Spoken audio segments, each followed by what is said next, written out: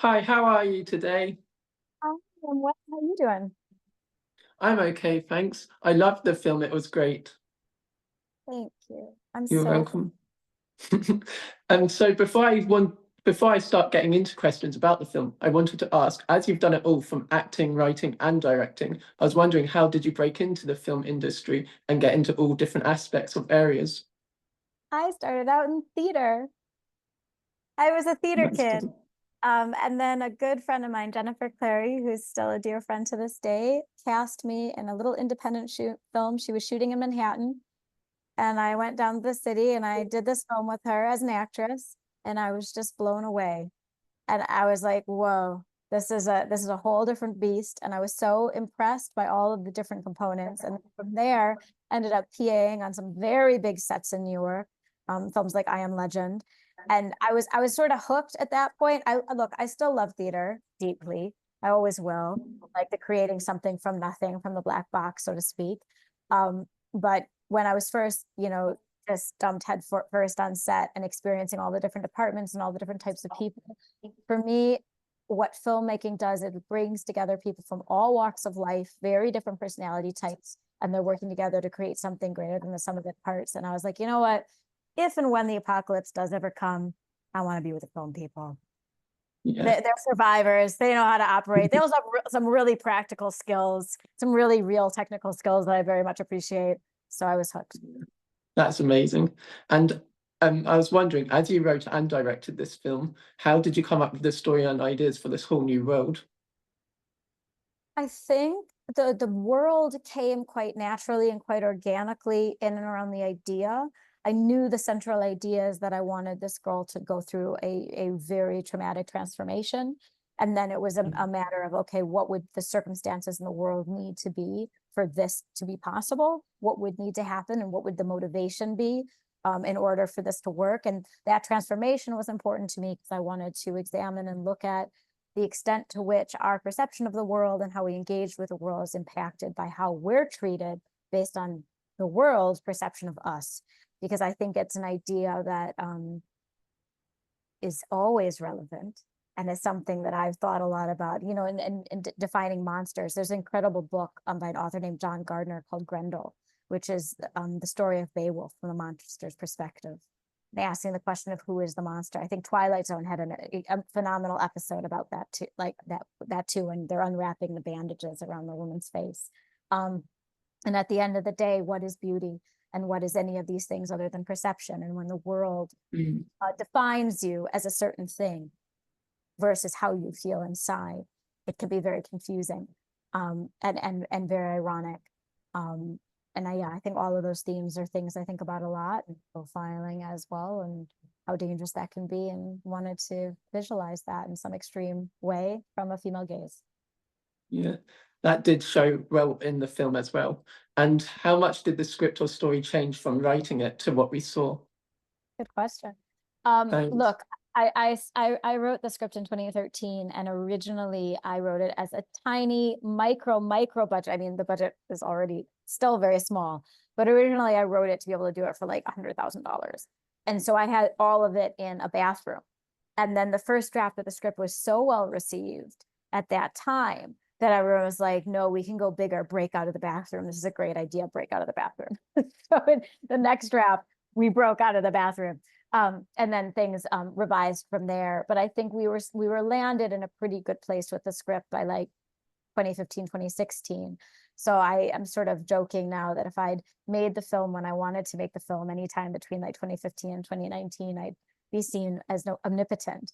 But now, unless people watch your interview, and I hope they do, I'll just be derivative, because I think when you watch the trailer, you're like, oh, this must be a response to COVID. It wasn't. I had no idea that the pandemic was going to happen. So it's been a very surreal experience. That's cool. And what was the hardest scene to direct in this film? It's a great question.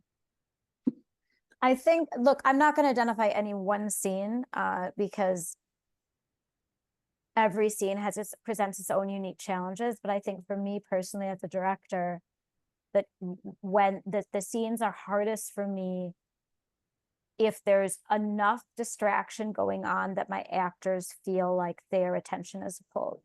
because I always want to feel like I've created a really safe space for my actors, and also feel like my crew feels that they've had the time they needed to prepare to deliver for their department the way they wanted to.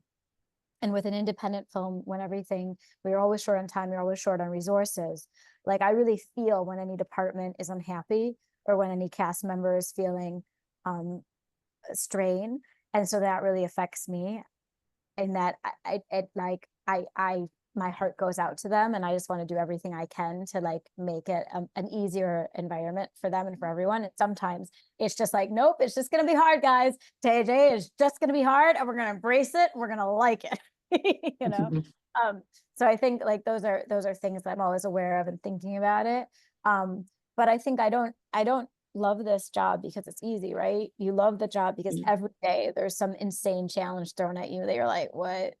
You're kidding, right?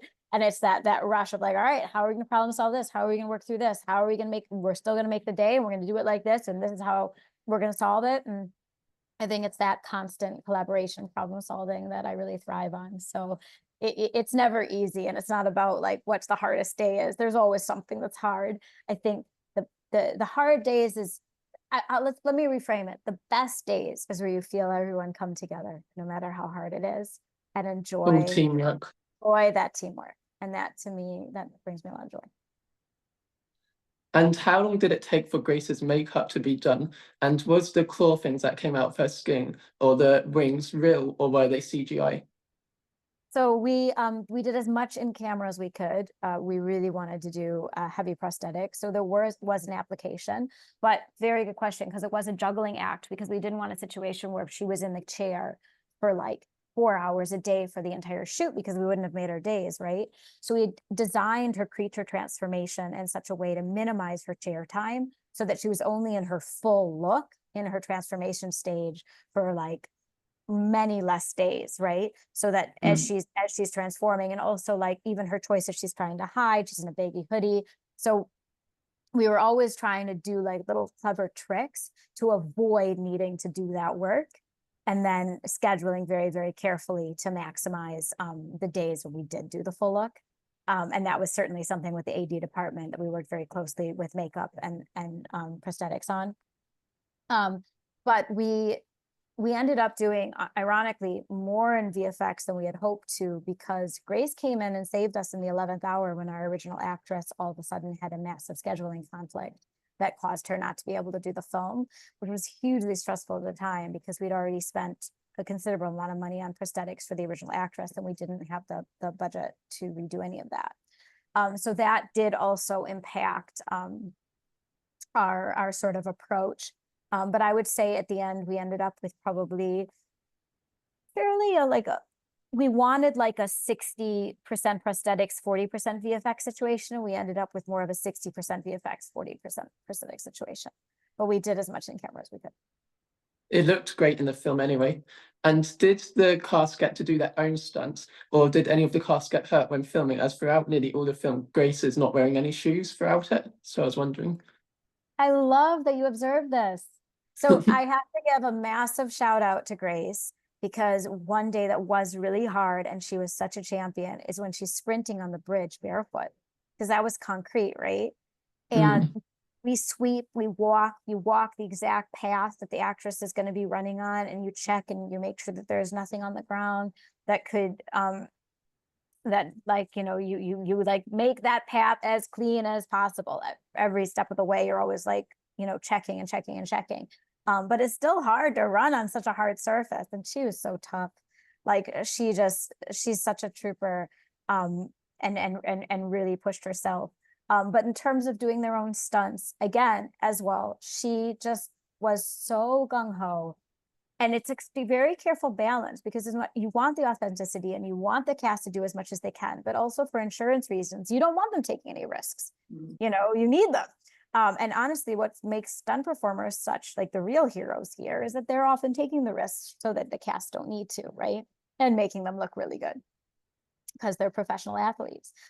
So it was definitely a really beautiful symbiotic relationship between Ella's amazing stunt double, who's just actually a wonderful dear friend of mine named Sune, incredibly talented stunt performer, ballet dancer. She's my ballet teacher.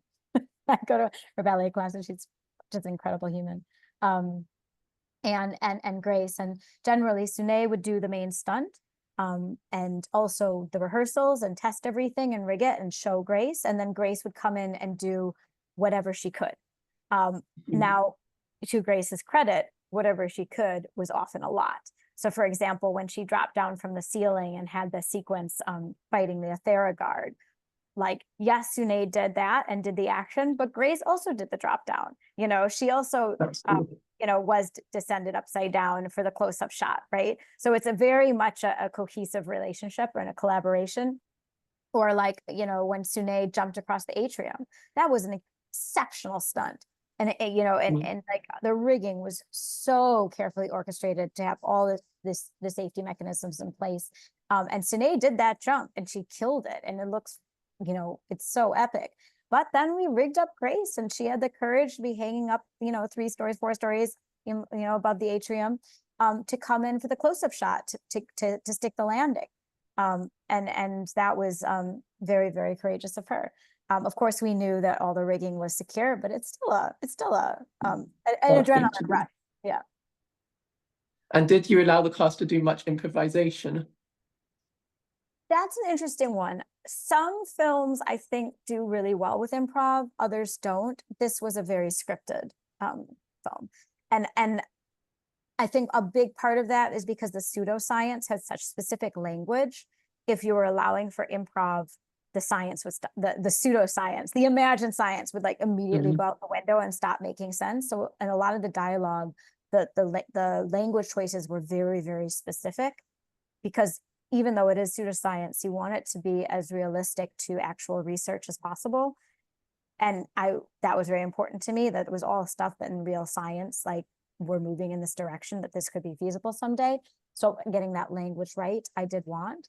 And I think there was a lot of like nuances in character that had been really discussed and thought about in advance, and we'd locked in the script with really specific choices as a result. But we did have a rehearsal process that I always like, I'm always hugely grateful to have with cast. It comes from my theater background, where we workshop everything, and when a line isn't working or something isn't landing the way we'd hoped, or we feel like actually this isn't right for the character, we do change it, and we change it in that rehearsal process. And sometimes it would happen on the day, but much more rarely. Normally by the time we're shooting on the day, we've already done that initial work or had those initial conversations, or someone will like, you know, talking to an actor about how something is flowing or something sticking for them. We'll have a conversation before we can start shooting. That's cool. And can you share a funny moment from filming, or a funny behind the scenes moment? Oh gosh. Okay, so I think it was our first or second day of shooting, and we were shooting in Woodstock, and at the end of the day, we were supposed to go up on the edge of Table Mountain and shoot that wonderful convertible shot looking over the whole city. And that was like our hero shot to feature Cape Town. So it was really important. And I'm in the middle of shooting, and Locations comes up to me and is like, we've just been told that we can't shoot there. And I'm like, we have to shoot there. I'm like, we've just lost the location. And so then I was like panicking. I don't even remember why we lost there's always something. I don't even remember why we lost the location, but it wasn't, it was just politics. And so then I was cheeky. I was like literally going through my phone between takes, calling every contact I could in essentially like City of Cape Town locations and government. Finally, like by some miracle, had a contact that I'd forged a relationship with from my previous attempts to make this movie. I called them, somehow managed to go over the head of the person who'd nixed location, got the location back, and then had actually caused this like bit of a political issue of like upsetting someone who I went over their head. But we got the location back and we shot there, and it was awesome. And that was just, you know, it was just ego. It was fine. It was all fine. And we hadn't, like, the reason we'd lost the location wasn't even a good reason. So it all worked out. But yeah, that was pretty funny. Like in between takes, frantically calling like City of Cape Town, hustling. Yeah. We get Well, our at acting. least you've got the location. And my final question before I go is, if you had the opportunity to take the drug that turns you into like a dragonfly and the powers you got, what would you do with the powers, and would you take the drug? Ooh, I love this. Thanks. I would take it now, I think, yeah. If I knew for sure that I would end up like Ella and not like the failed mutation version. Would you do anything with your powers? I just try to live a full life, a longer, happy life, and hopefully do something with. I try to be the good fairy. That's nice of you. Well, thank you for chatting with me. I love the film, and I really hope we get a sequel. I need a sequel, so I hope we get one. Tell everyone that. Spread the word. I'd also love a sequel, and please let everyone know that we've been told that it really helps the film if we get as many pre-orders as possible on Apple TV, because if you get a certain number, then Apple will feature it on the Apple TV and iTunes storefront. And that's actually marketing for us, because as a small indie, just like getting the word out that we exist and that the film exists in the world is actually really hard to do, because we're inundated with content these days. So anyone who can pre-buy the film before the 22nd of November would hugely help us. And that would also help us get another, hopefully a better opportunity for distribution down the line. All of this stuff really helps us care about independent film and like ideas like this getting to be made in future when we're competing with the streamers and the studios. Please, that is massive for us. Yeah, fingers crossed, I really hope. Well, thank you, and I hope you have a great rest of your day. Thank you so much. I really appreciate it. Have a good one. Bye.